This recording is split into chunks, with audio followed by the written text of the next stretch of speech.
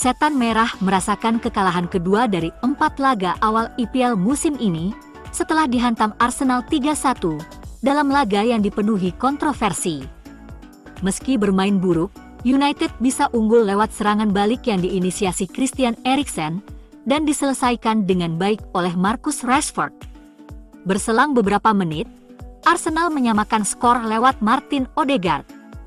Alejandro Garnacho yang masuk menggantikan Antony membuat MU unggul sebelum golnya dibatalkan VAR yang memvonis penyerang Argentina offside. Tak berapa lama Arsenal unggul lewat gol Declan Rice, meski sebelumnya pemain Arsenal menarik Evans yang berupaya memblok Rice. Protes keras MU tak digubris wasit Anthony Taylor. Namun demikian, masalah ini menjadi masalah yang terlalu umum di Liga Premier dan perlu diselesaikan. Teknologinya harus tepat sasaran atau harus segera dikembangkan, tidak boleh ada di antara keduanya. Dari kemenangan United di waktu tambahan, berbalik jadi kekalahan yang pahit dan menyedihkan. Keputusan itu benar-benar membalikkan keadaan dalam 10 menit terakhir.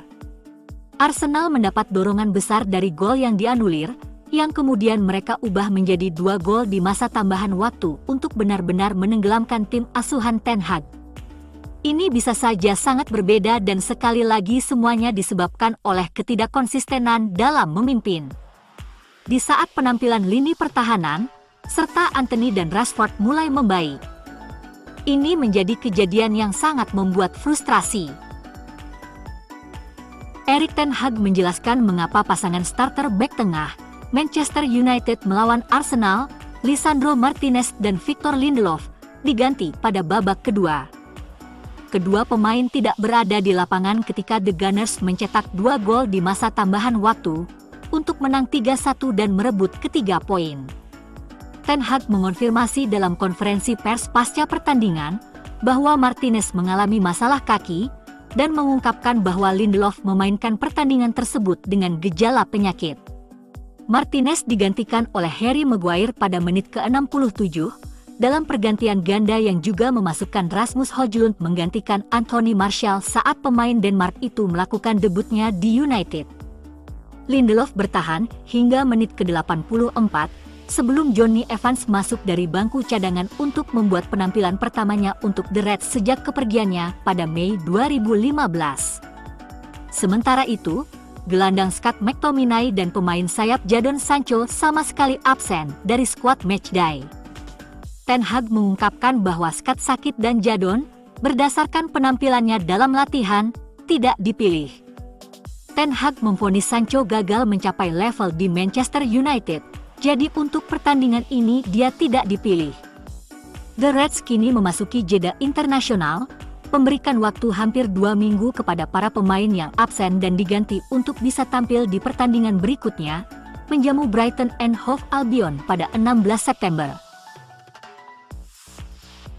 Jadon Sancho membalas kritik Erik ten Hag terhadapnya, dengan mengklaim dia telah dijadikan kambing hitam di Manchester United.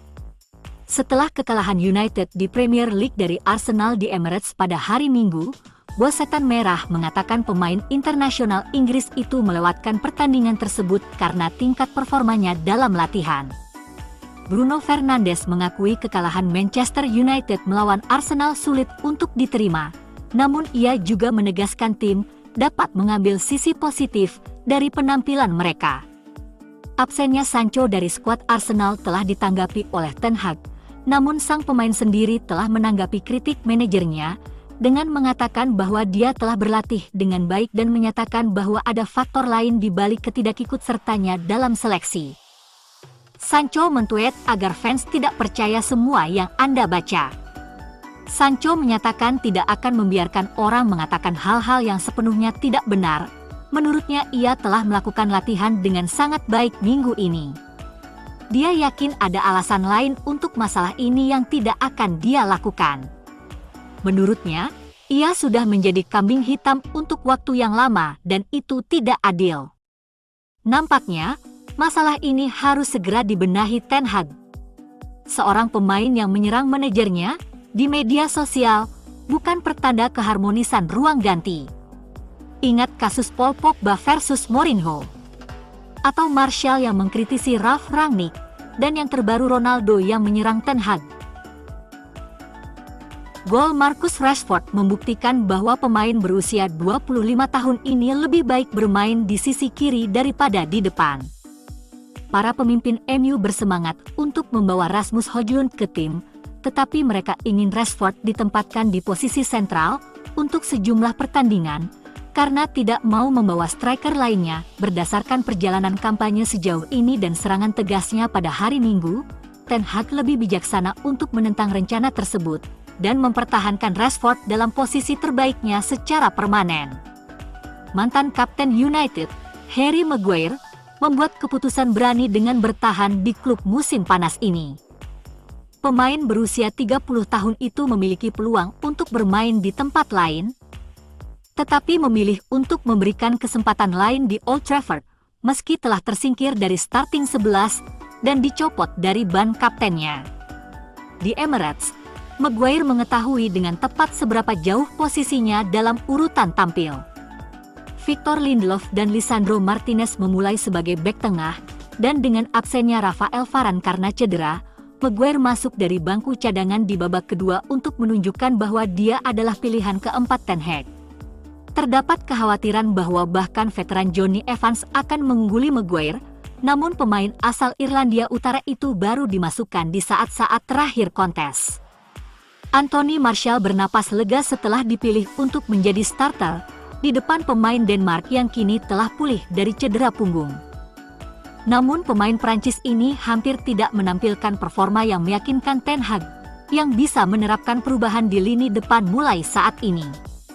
Martial sebagian besar tidak efektif saat melawan The Gunners.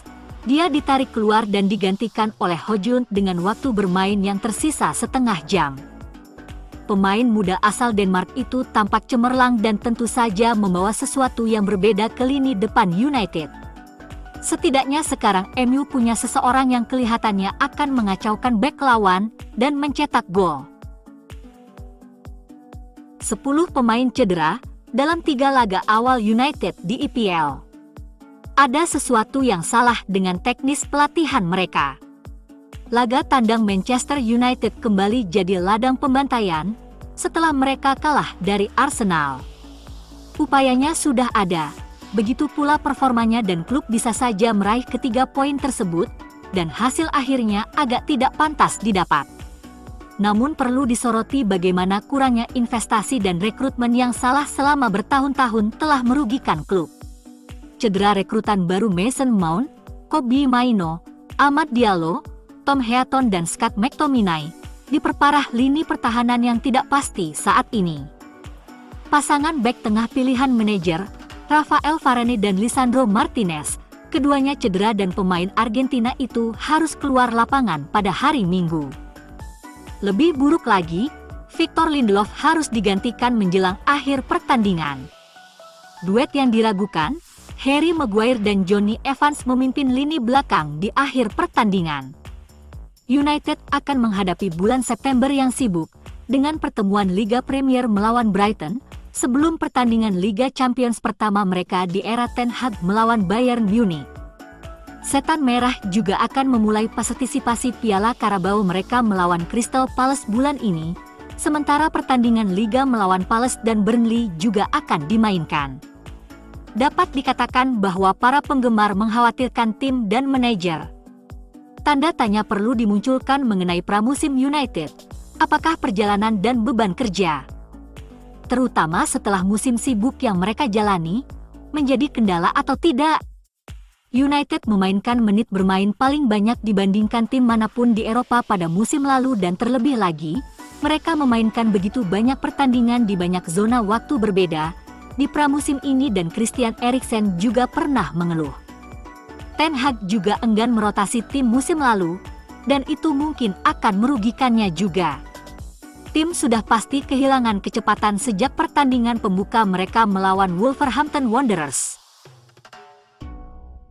Banyaknya pemain yang cedera di babak pertama, dan mereka yang berada di luar lapangan menambah perasaan bahwa kondisi fisik yang dibutuhkan untuk bermain dengan cara intens sang manajer mungkin tidak bisa dipenuhi saat ini.